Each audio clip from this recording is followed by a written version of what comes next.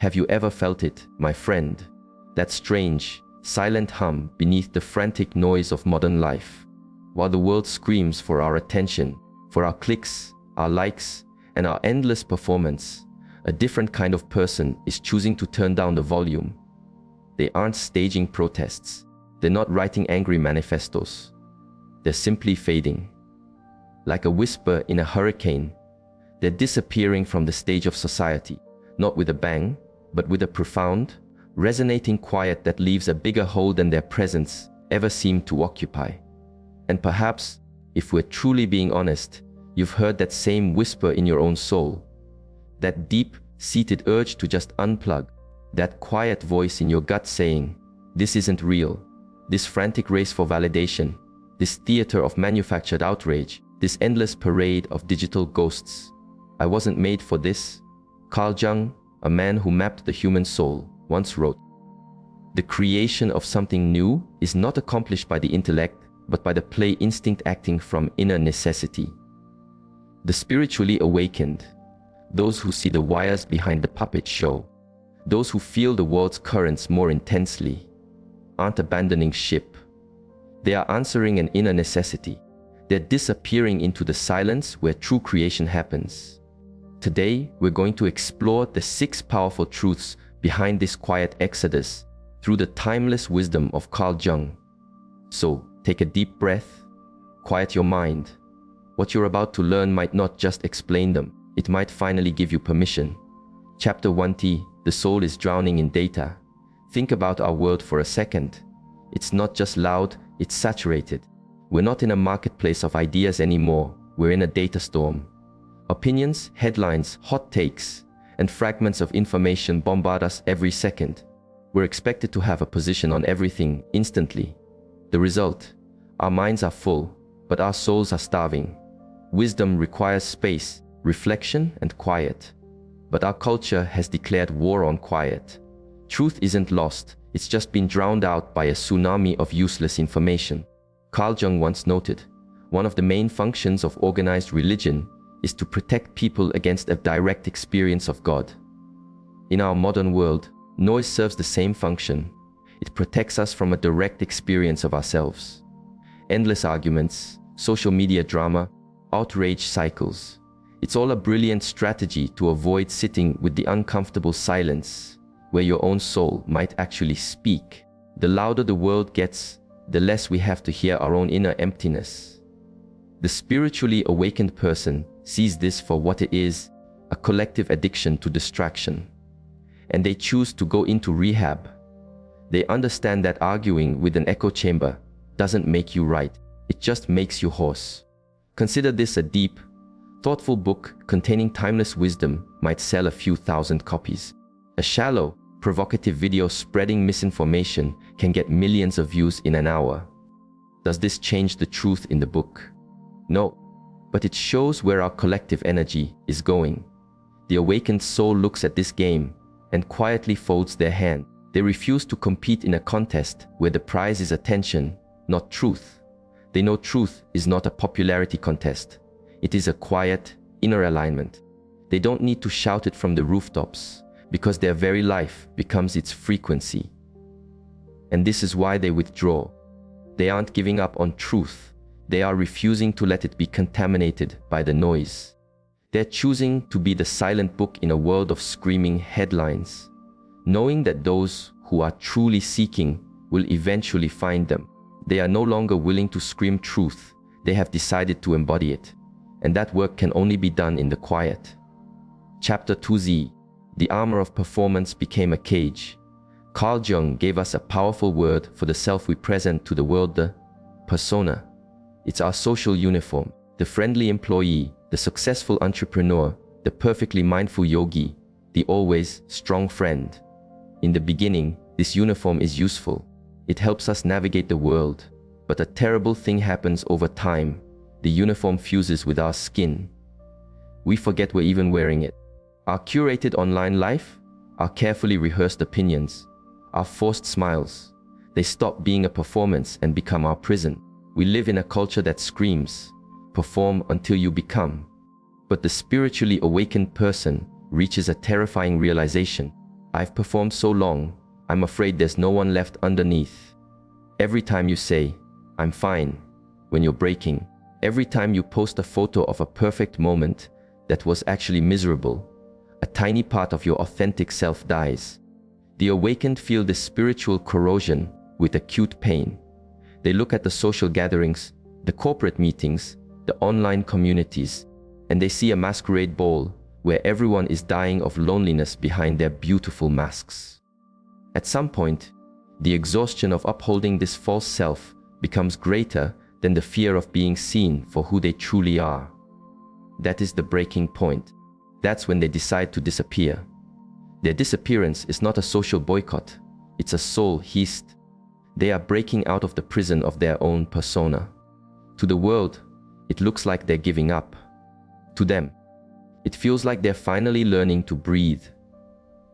For the first time, they're not editing their existence for public approval. Invisibility isn't failure, it's freedom.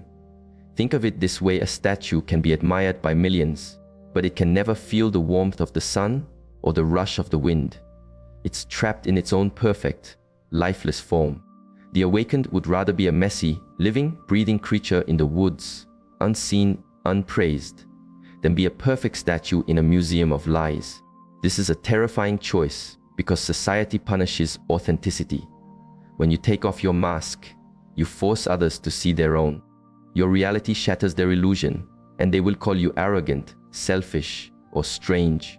But the awakened soul has learned that the judgment of others is a small price to pay for the return of your own soul.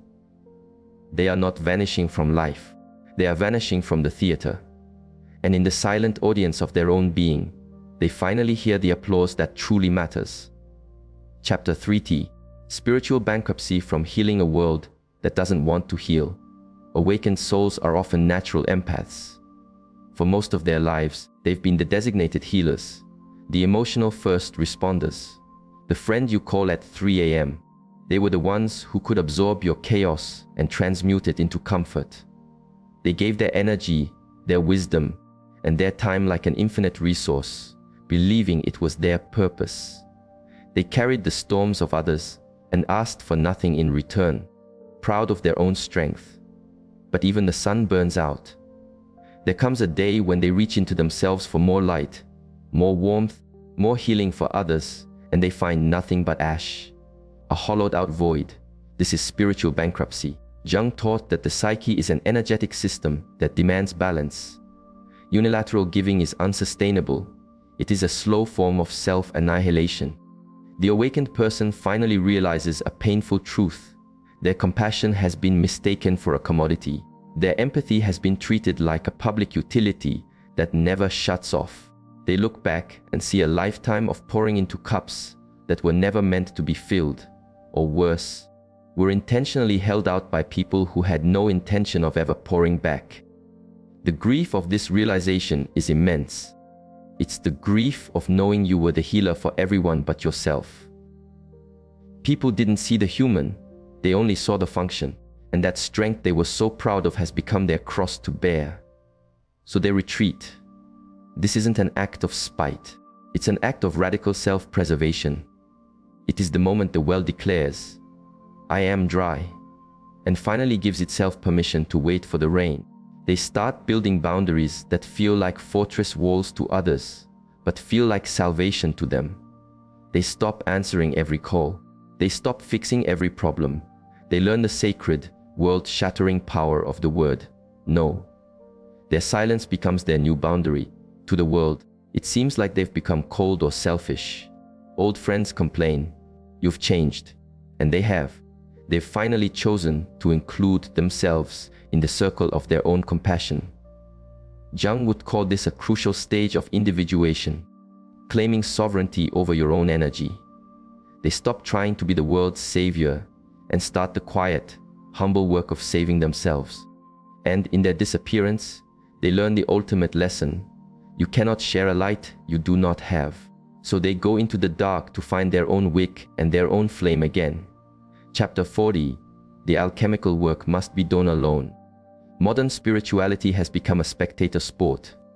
People broadcast their healing journey, post their moments of catharsis, and perform their spiritual insights for an audience. But Carl Jung knew that true transformation, what he called alchemy, is the messiest, most private work a human can do. It happens in the dark, not on a stage. It's the process of facing your shadow, that hidden part of you that holds all your rage, your shame, your ugliness, and your deepest wounds. To face the shadow is to look in the mirror and not flinch at the monster looking back. And that work cannot be done with the whole world watching. Healing for the awakened soul becomes a sacred, secret affair. They disappear because they are descending into their own underworld. This journey doesn't need likes, it needs solitude. It doesn't need applause, it needs gut-wrenching honesty. It happens in the tear-soaked journal no one will ever read. It happens in the silent scream into a pillow in the middle of the night. It happens in the quiet moments when the masks are off and you are utterly alone with the raw truth of yourself. The world wants a highlight reel of healing, but real healing is the unfilmable footage from the cutting room floor. It's gritty, it's ugly, and it is profoundly holy. The spiritually awake retreat from the world because they instinctively understand that you cannot heal in the same environment that made you sick. The noise, the performance, the constant demand for energy, these things are irritants to the open wound. Silence is the antiseptic. Solitude is the bandage. Imagine a caterpillar entering its chrysalis. From the outside, it looks like death. It is still, silent, hidden. All activity has ceased. But inside, the most radical transformation in nature is taking place. The caterpillar is literally dissolving into a genetic soup before forming into something entirely new. This is what the awakened are doing when they disappear. They are entering their chrysalis. They are allowing their old self, the masks, the wounds, the false identities, to dissolve. It's not a peaceful process. It's a complete undoing, and it must be protected from the outside world. Society, seeing the still chrysalis, says lazy, depressed, lost, but Jung would say transforming. And when they finally emerge, they are not the same creature that went in. They have not just healed. They have been reborn. They now have wings. Chapter 5T, Homesickness for a World of the Soul. Beneath all the other reasons, there is a deeper, more mystical H in the spiritually awakened person, a profound homesickness. It's a longing for a world that operates on the soul's frequency, a world where depth is valued over speed, where connection is more important than productivity, and where silence is a shared language of intimacy, not a sign of awkwardness. This isn't just a fantasy or a desire to escape. Jung believed in the collective unconscious, a reservoir of ancient human memory and archetypal truth that lives within all of us. The awakened are simply more attuned to it. They feel a deep, cellular memory of a way of being that modern life has paved over. They look at the rat race, the obsession with metrics, the fleeting nature of fame, and it feels like a foreign language. It's like a symphony musician being forced to live in a factory where the only sound is clanging machinery. Their entire being is out of tune with their environment. While everyone else is busy climbing the ladder, they're the ones asking, is this ladder leaning against the right wall? While others are collecting possessions, they are longing for meaning. This creates a painful sense of alienation. They feel like a time traveler or an exile from a land no one else seems to remember. So, they withdraw to create a micro-world that honors the soul. They turn to nature, to great art, to ancient texts, to deep meditation. They are not trying to escape reality. They are trying to find the irreal reality, the one buried under the artificial urgencies of society. Their small apartment becomes a monastery. Their walk in the woods becomes a pilgrimage. Their bookshelf becomes a sanctuary of sages. They are trying to build an embassy for their soul in a foreign land. They choose to disappear from a world that starves them to build a world that nourishes them, even if that world only has a population of one. Jung would say they are not retreating from life. They are retreating into life with a capital L, the eternal, archetypal patterns that are noisy, disposable culture has forgotten. Their disappearance is a silent protest, a declaration that they remember a different way, and they will honor that memory, even if it means walking alone. Chapter 6c, they disappear to finally be found. Here is the final, beautiful paradox. Spiritually awake people do not disappear to be lost forever. They disappear so they can finally be found by themselves. The entire journey of retreat is a journey home to the true self. The person Jung said, we are all meant to become through the process of individuation. For years, they lived for the crowd, for the expectations, for the masks. They lived as a reflection in other people's eyes. But in the temple of silence, they see their own face for the first time. The silence strips away everything that is not them.